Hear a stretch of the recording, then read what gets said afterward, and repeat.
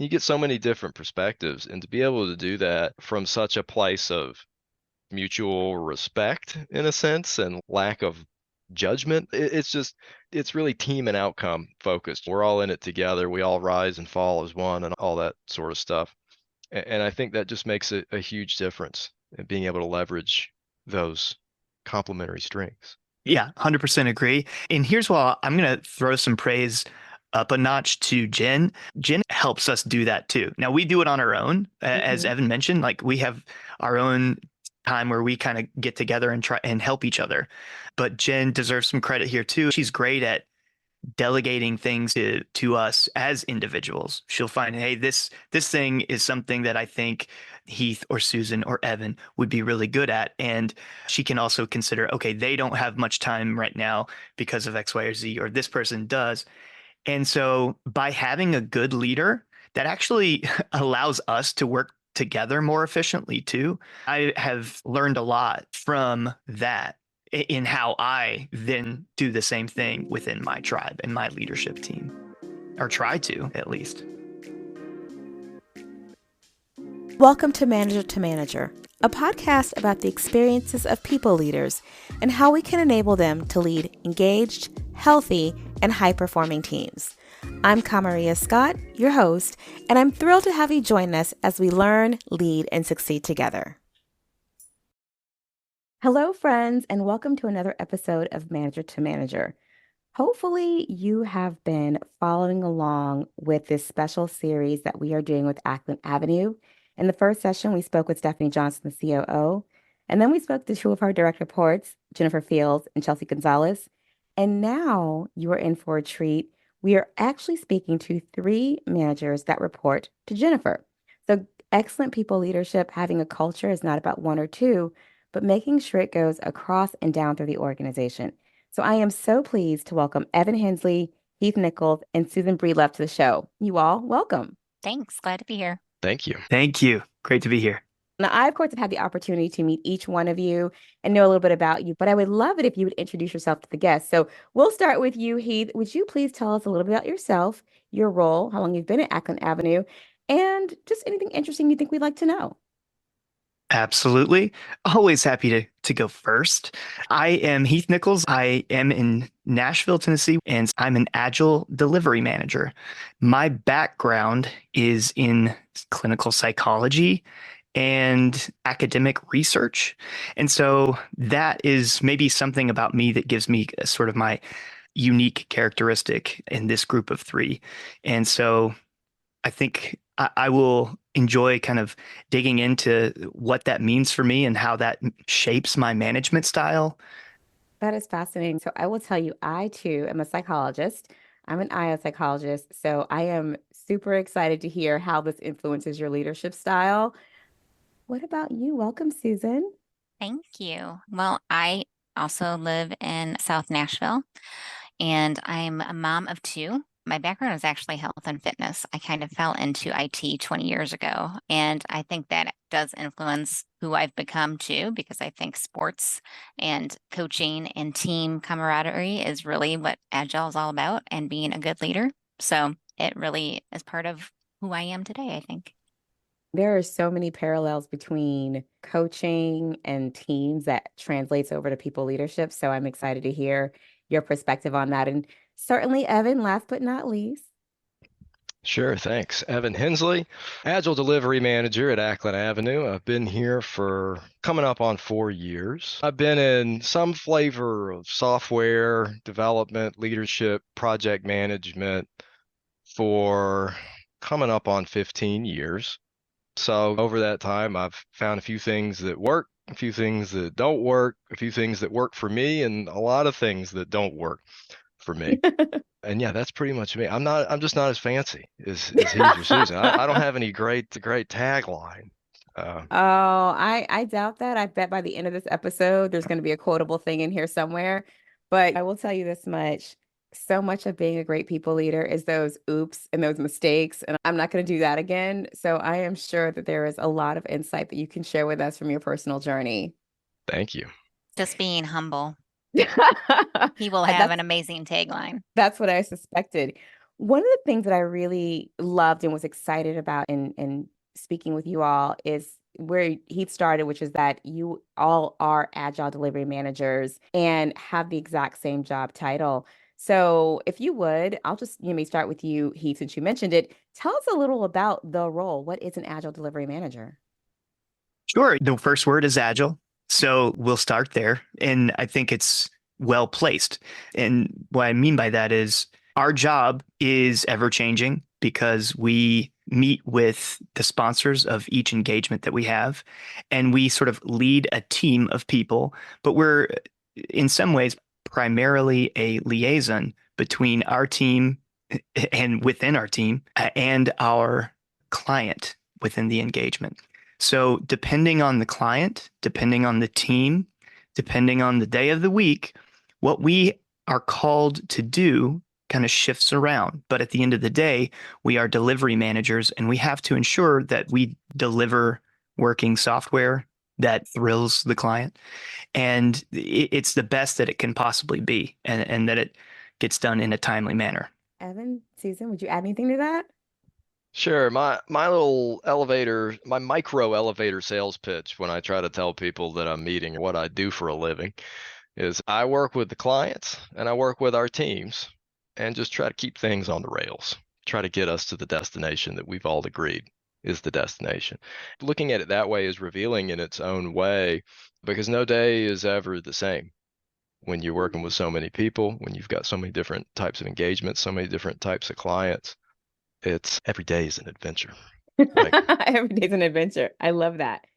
You all have the exact same job title and technically the exact same job, but I'm sure the listeners can already hear that you are very different individuals and might approach your work very differently. So I want to start in the place of commonality. This series came about because I firmly believe that there's an artist in each of us that influences how we lead our teams, but in essence, we're trying to do the same things for them and the organization. So I'm wondering, as you all are clearly very comfortable with each other, are there commonalities that you bring to the role? we're all enthusiastic about agile frameworks, agile beliefs, the agile mindset. I don't think you can do this job the way that it needs to be done here without that. Now, we might approach some of those things a little bit differently, but that enthusiasm is there, and that enthusiasm is part of what keeps us engaged with each other to serve as a North Star of sorts as we're approaching things from a solutioning standpoint, from a teamwork standpoint. I like that. So enthusiasm is one of the main things. Susan, Heath, would you add anything? What's similar in your approach to the role and even how you might lead your team? I would agree with what Evan said. That is the foundation of where we all start. And I think we pull from a lot of those agile principles and values that make us similar in our leadership styles. I think ownership and high work ethic and quality is really big in all of us. And we bring that to our teams and how we lead and how we serve our clients. I think he said that we're a liaison between the both, but I actually feel like we actually are servant leaders for both the client and the team.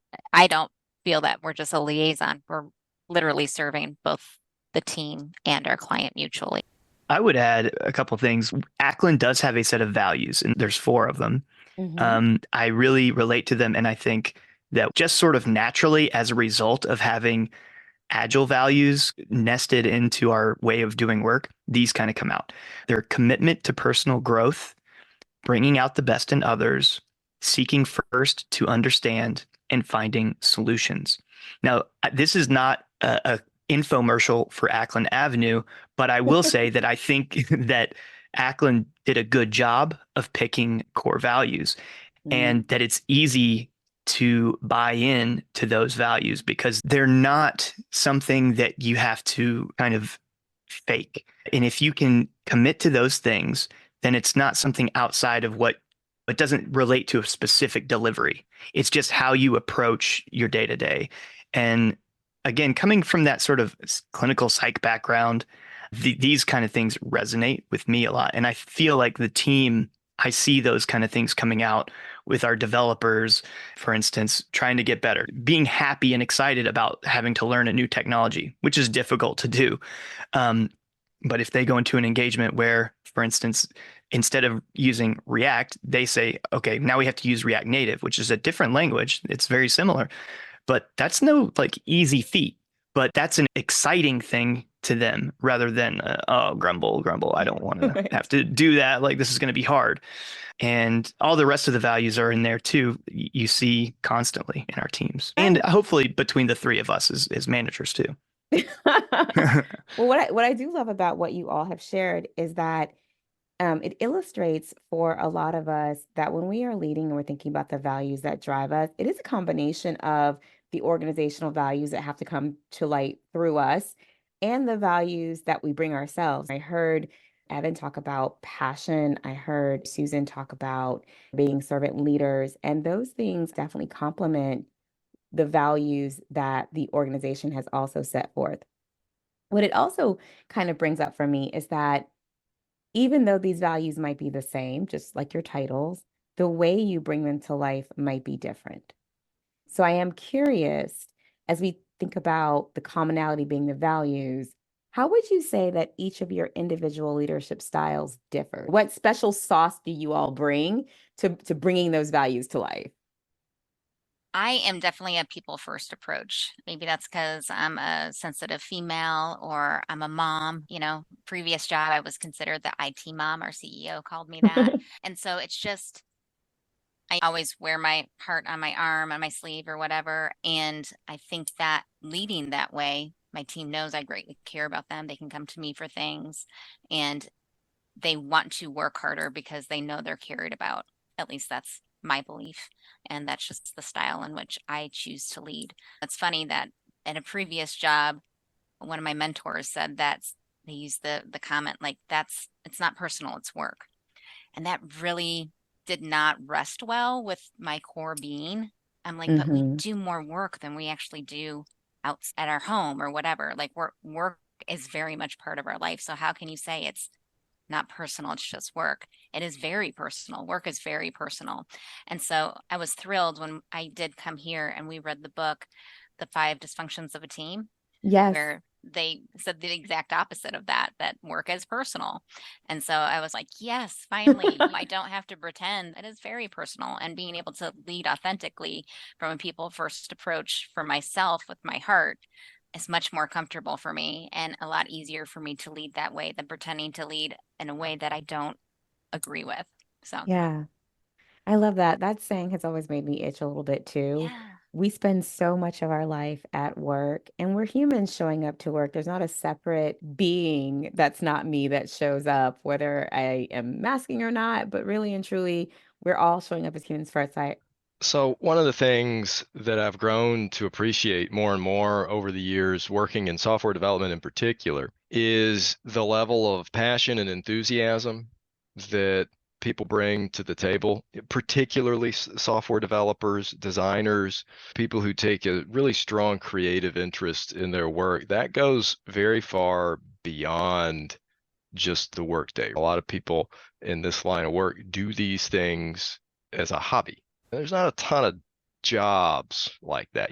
And so something that I seek to do is support that enthusiasm, support that passion as a leader. I think there's something special there. And I think the more that you can put people in alignment with where they want to go and what they want to do, the better results you're going to get from like a client delivery perspective, in addition to just having a happier team, helping people find meaning as well. This sounds a little too lofty, maybe, but I think there's something there for a lot of folks, and that's something that I've found in software development in particular that I think is interesting and unique. As I'm listening to each of you talk, I can clearly hear your passions and your styles start to come out. And so, Evan, in what you're saying, I can hear your passion for the work. And that's really the foundation of engagement, to be honest with you. I mean, it's really not lofty at all. When we think about the drivers of engagement, it's the ability to do meaningful work, people doing things that they find interesting and fun and that they're curious about. That's the starting point of all really good work relationships. And so I love that you're pulling that out. And that's kind of the core of how you choose to start leading your team. So thank you for bringing that up. Sure. Executing on that is a whole different story, but it's definitely a good goal, right? It's a good goal. We all got to start somewhere, right? And what about you, Heath? What is your personal sort of starting point? The thing where I come from that makes me a little unique might be, again, that psychology background, particularly the sort of interviewing skills that I picked up back when I was a research analyst in a behavioral research lab, where I would have to do structured interviews and semi-structured interviews and just really kind of cut my teeth on having conversations with people, trying to understand the core why of how people are interacting around their world. And that has helped me be an effective empathy driven manager in the sense that at Acklen and in other places, it's really common to get these kind of one-on-one meetings with everybody, as well as these sort of bigger meetings. And in those one-on-one meetings, I often have found that it's very similar to kind of sitting in a therapy session with someone, though obviously the topics are different, the goals are different, but you are trying to treat this person with unconditional positive regard in certain situations. Obviously, there are times where you have to be direct, but most of the time, what I try to do is have an empathy mindset where I'm trying to understand if it's not the person that I'm speaking with or the team. A team, I think itself can have its own sort of mindset. And so you're kind of always trying to understand where a person or group of people are coming from so that you can effectively navigate that situation. And that's kind of where I'm generally sitting.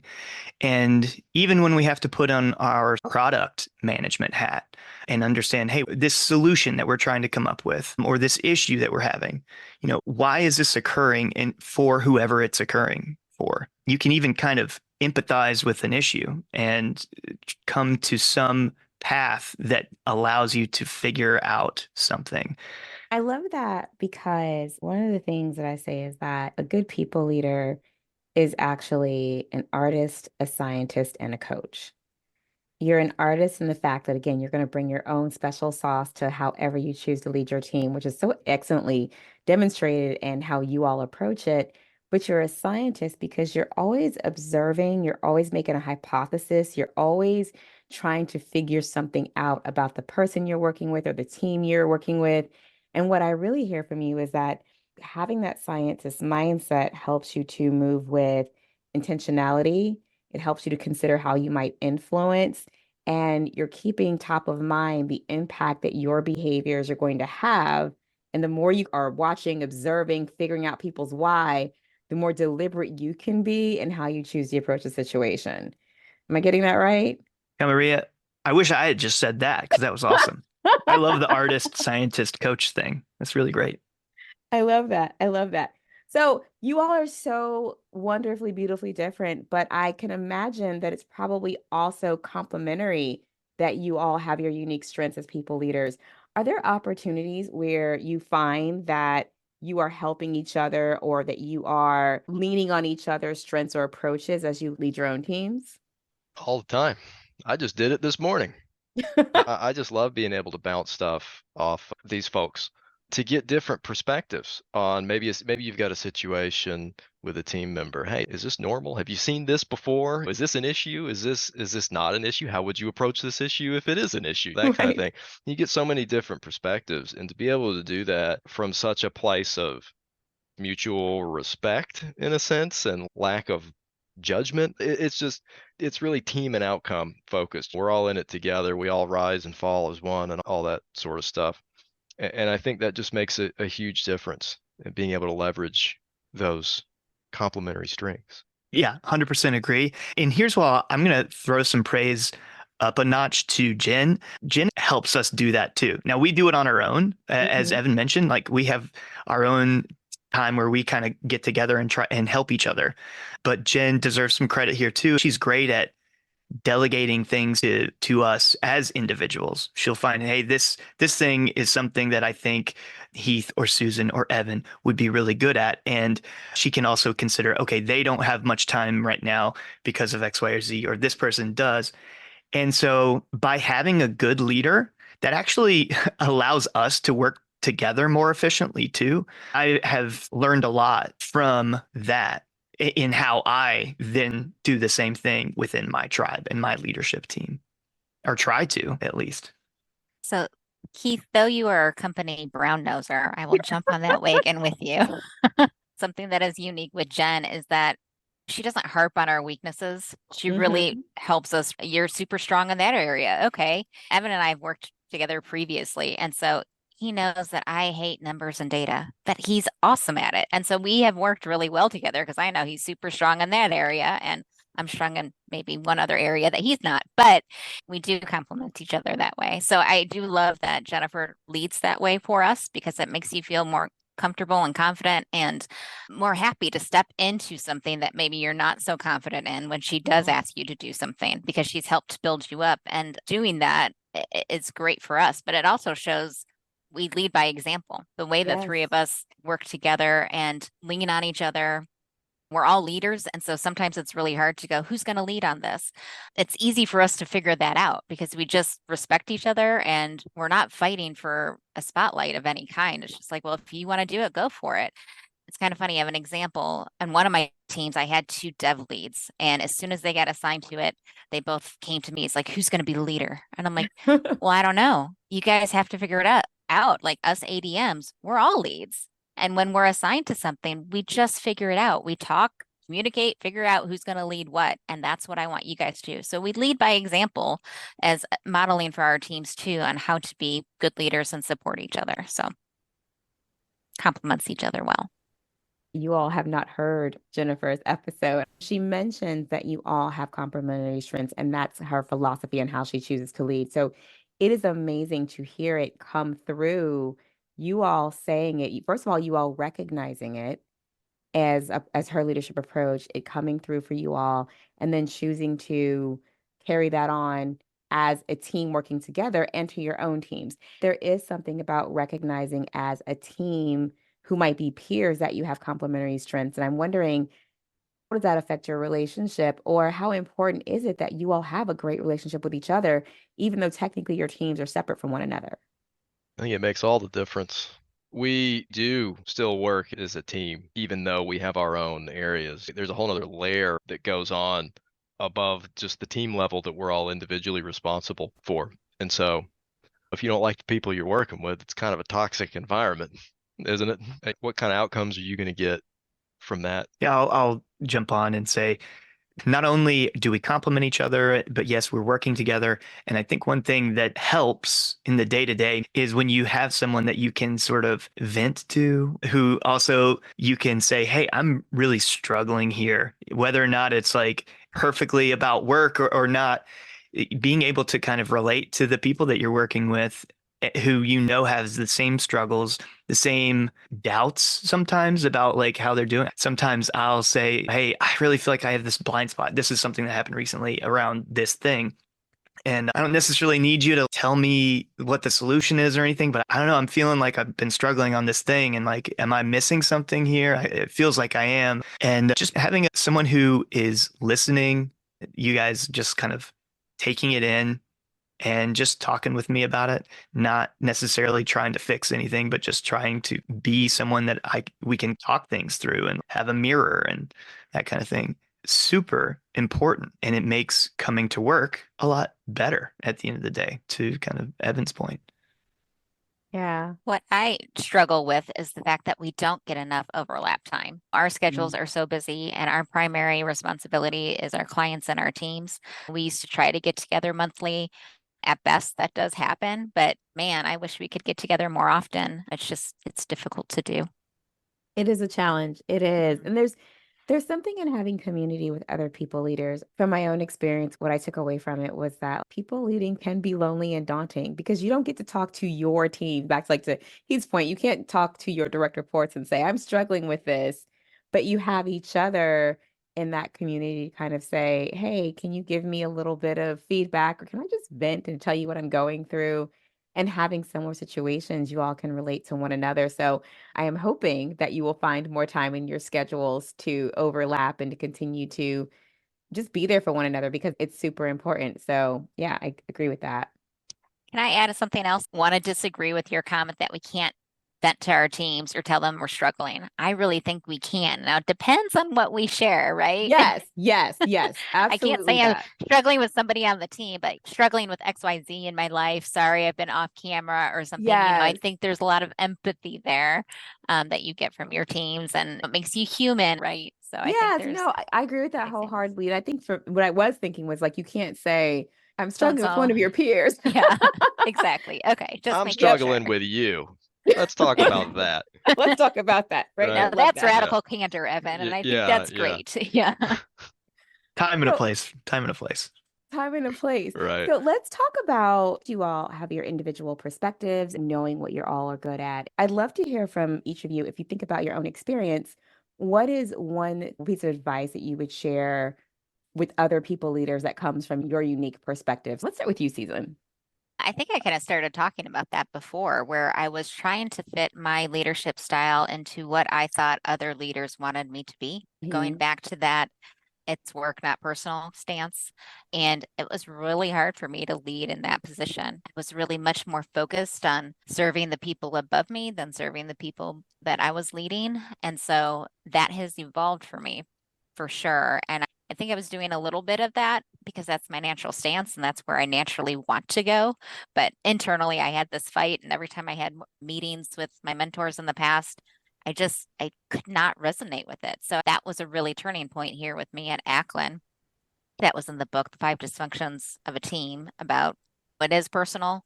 And so the fact that our leader, Jennifer, suggested we read that book made me go, oh, good. You care about that too. Great. Finally, I have somebody who leads me and believes in that same approach as well. So that has certainly evolved for me. And it just makes me so much calmer and easier to lead in my position and more comfortable in who I am to be able to see and confidently lead in the style and not trying to be somebody I'm not. Yes. Let's dive a little bit deeper into that, because I want to Okay. acknowledge what you said. Sometimes we show up as leaders, especially when we're new to it, as the leader we think other people want us to be, or the leader we're supposed to be. What Mhm. can you share about sort of learning to embrace? This is the leader that I am. I always tell people, like, I'm a hugger. That's who I am. We might cry together. It's okay. But really leaning into that's what makes me different and special as a leader. But that's my gift and how I relate to my team. What was the evolution of you really leaning into this is who I am as a leader? Hmm. I guess I had this vivid thought of reading that part in that book and just feeling like this, wow, I can be a leader and care. And like you said, cry. I'm a crier too. Just ask them, Evan and Heath. And I think it just was almost like a rock taken off my back. Like I am in the right role. I can be who I need to be here. And it just really allowed me to feel, I want to say at peace, which kind of sounds weird, but at peace of not questioning how I lead or the decisions I make or things I say to my team members when they're having a hard day or needing to make changes or seeking to have some career discussions. And I'm the first to say, if you're unhappy, interview, because you're either going to find that you really love where you are at or you're going to find something better for you. And I would never want to hold you back from growing. So I just lead in that approach all the time, I suppose. And I guess it just feels so much more myself when I'm there. What jumps out to me is authentic, right? We always tell people, be authentic. And I have taught several authentic leadership courses, but we almost never drill down to authentic means tapping into who you are and being okay with drawing that out and being able to lean into that. As people leaders, I think we often do a lot of masking. Previous generations of leaders presented it as it has to be one way. And if you were different than that, it felt weird. So we try to align with what we thought leadership can be. And so what I really hear you saying is it was a relief to report to someone and read something that said, it's okay for me to be me. I don't have to show up as a completely different person to be a good leader. Those things are actually one and the same. And I'm guessing probably the more I actually lean into that, the better leader I might be. I would 100% agree with that. You can't fake authenticity, right? You can't fake it. And people know when you're faking it. And so then that makes them clam up. They're not going to share and be authentic with you. And so it really allowed me to take my leadership to the next level by having that permission to lead in the way that I feel most confident and comfortable. Yeah. That I want was to lovely though, Susan. I will say that. That's a great perspective. I agree that was really beautifully said. And I want to now sort of jump over to you, Evan, and kind of ask the same type of questions. So, as you started really leaning into, I'm a leader who tries to evoke passion, tries to align people with interesting work.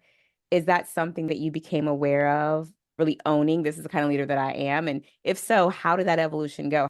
I think it's hard, like zooming out a little bit in a general sense, the more I became a people leader, the more comfortable I had to get with being uncomfortable, the more comfortable I had to get with embracing uncertainty. Because when you've got your first job, if you're a regular employee somewhere, you've got your task list. It's pretty straightforward. Are you doing this stuff? Yes, you are. You're doing a good job, right? It's pretty straightforward. You have great ways to understand and measure your success or your outcomes. But the higher up you get, the further you remove from that you get. And when you hit a leadership position, the whole table can kind of flip. And it's like, well, are these the right things to be doing?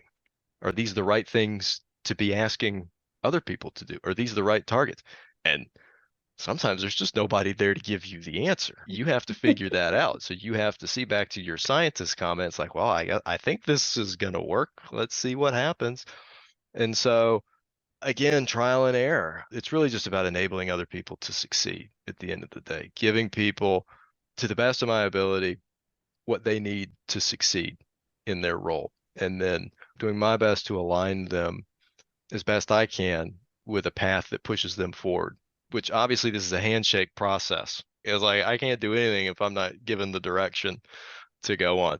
Yeah, really just coming to that over time, screwing it up a few times, not even realizing what I was doing a few times, and then ultimately coming to the conclusion that, okay, this is at least current state me feels like that's the best way to go about things. I love that we all learn through trial and error. And when you become a people leader, I think people expect that you have all the answers. They expect that you have this crystal ball and you're all knowing. And we're quite often finding our way through situations just like everybody else is. And so getting comfortable with that ambiguity and figuring it out, even for me, was probably one of the hardest transition points that I made in terms of trying to be like, okay, it's okay that you don't know the answers, but you can figure them out and you can work with people to do that.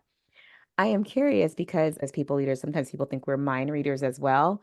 And so when you're trying to enable people to be their best or even align them with the right opportunities and interests, that can be a little bit daunting if we don't know what they really want to do. So I'm wondering if you can share with us how have you in the past gone about having the conversation to help create that alignment, to help find the things that are going to help them to succeed? How's that come up in your everyday leadership? Sure. I try to lay it out there kind of bluntly at first. The first meeting, like, hey, I'm here to help you get to where you want to go. So let's keep that in the conversation. And that, like, if I heard that, I'd be like, all right, yeah, sure. Let's see how that works. And so it ultimately comes down to doing my best to build trust with people because people just aren't going to respond to that unless they trust you. And in my experience, that happens over time. You need to go through things Hmm. together. You need to go through tribulations, failures, victories, all that kind of stuff together. And then eventually you can have those trusting conversations, align on the path. Evan, you're so good at what you do. I learned so much on how to be a leader by watching you as well. And I'm honored to continue to work with you. What has it been, 7 years now, or is it more? It's fun to see both of us have grown together. I agree. That's very kind and also very humble as well, because I'll drop a secret, which is that I feel the same way about Susan. And I worked for Um, Susan for a number of years, and I learned quite a bit from Susan. of all the things Very, not to do. no, That's what he no, very, very complimentary though, because I am not the people. I'm really not, all this talk here now is about people this, people that, but that is not my starting point. My starting point is getting the job done. It's just who I am. So I definitely focus on the work. But that's really something I learned from Susan, is how to execute in that other space. I learn new stuff all the time. I mean, we were just talking about something this morning that was how to treat people, with people problems and that kind of stuff. And so that's definitely a journey. And I get to reap the benefit of all the years that you guys have already worked together. Like for real, it's like I come in and you guys already having that strong working relationship has made it easier for me to just watch and then jump in. Something we haven't touched on is the fact just like working together for a long time really does help, Evan. One thing that I aspire to, or I don't know if I can ever aspire to it, but like you just have an incredible way when you say, I just lay it out there for someone to, we call Evan our personal chat GPT. You can condense all the things that are actually running around and being part of what needs to be said. And you just lay it out there in a way that's so straightforward and perfectly descriptive. Sometimes I'll think to myself, okay, how would Evan put this? Obviously can't say it the way that you do, but at least your ability to put out there what needs to be said is really admirable. And it's something to aspire to, as I said. I'm just chuckling over here, Evan. I'm going to share a story from when we worked together at our previous place. We were getting ready to start doing some speaking engagements. And so we were doing this little sales exercise. Evan, do you remember this? No. Yeah, vaguely. Yeah.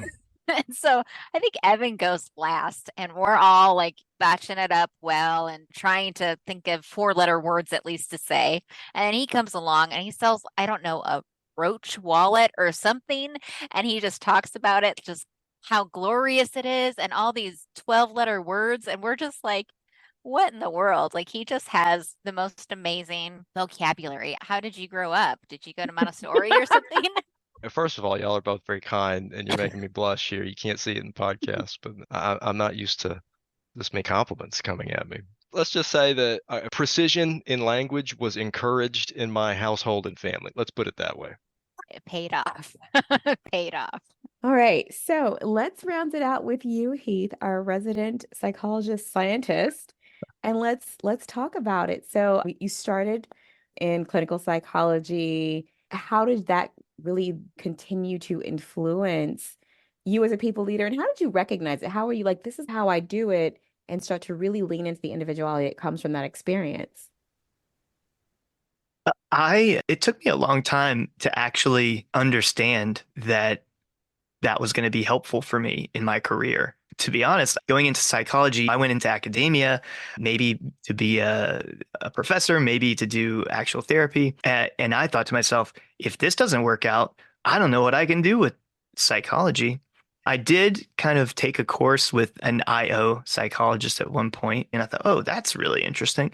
But I didn't really think about it too much until years later when I got into technology and project management. It took a while to realize that these kind of concepts of unconditional positive regard, things you hear about in therapy settings, are good ways to understand people and to effectively navigate uncomfortable, tough situations. Regardless of what work you do, you're pretty much always going to be working with people, even if you're not managing them. And so I think I began to see some of the benefits before I became a manager, and probably allowed me to get promoted into management, how to navigate those kinds of situations and help people maximize their time at work and those kinds of things.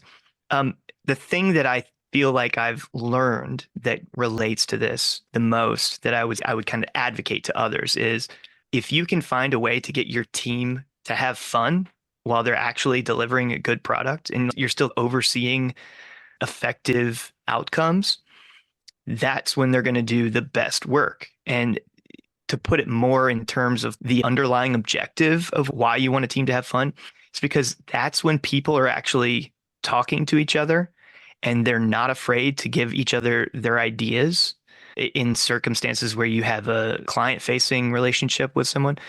They're not afraid to give the client feedback with tact, of course, and to receive feedback. If you're having fun, if you're trying to give your team the right dose of seriousness and the right dose of playfulness, then at the end of the day, you kind of maximized that team's ability. And then all the while, you're trying to level them up. So again, having that empathetic viewpoint of how do I maximize this person's delivery potential and their happiness potential at work.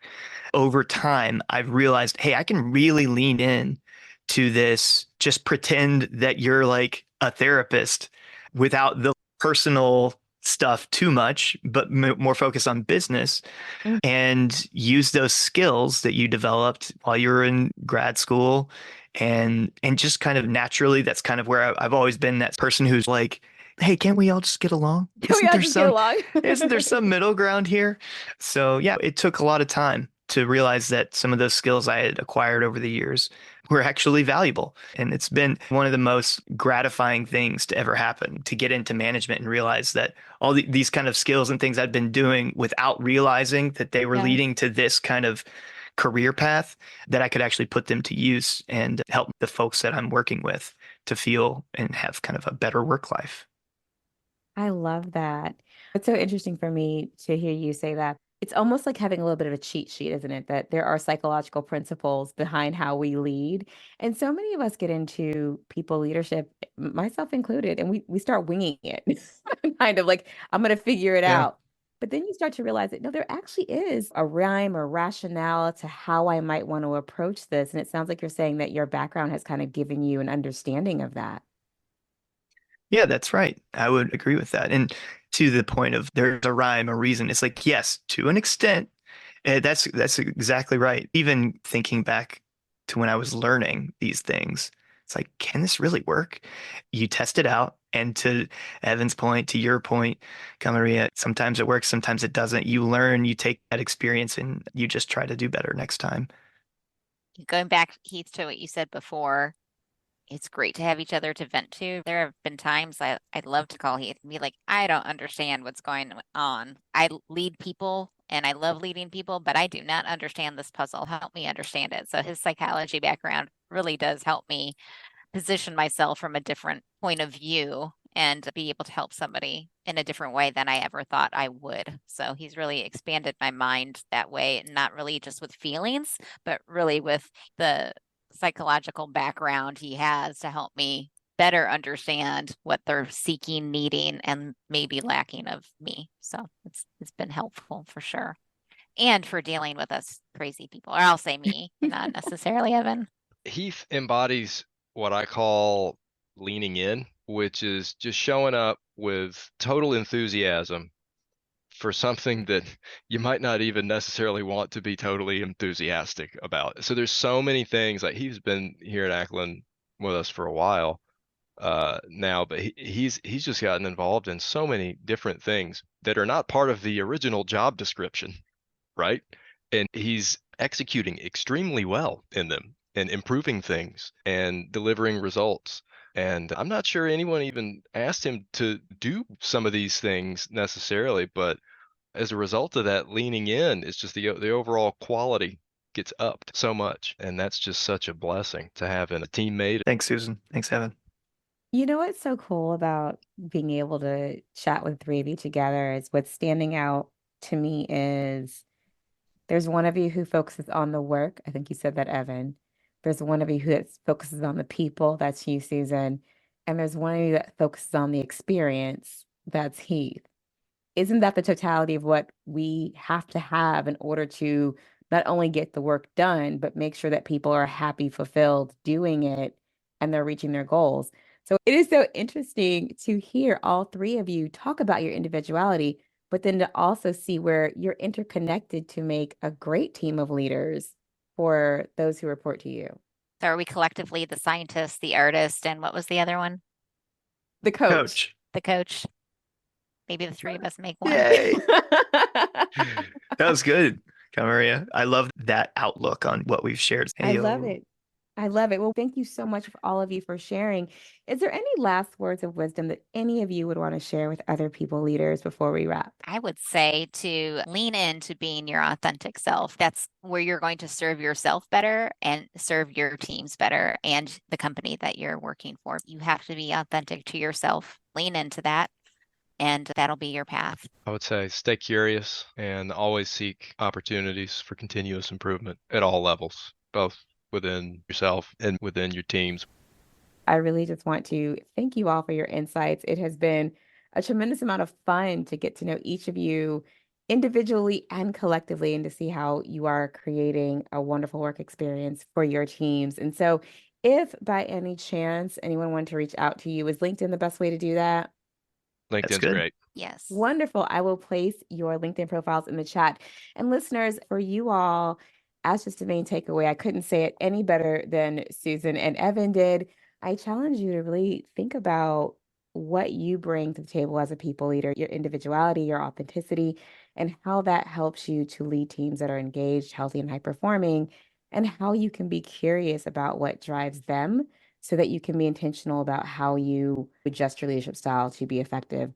So, on behalf of Heath, Susan, Evan, and I, thank you for listening to this episode of Manager to Manager. Take care of yourselves and each other. Until the next time.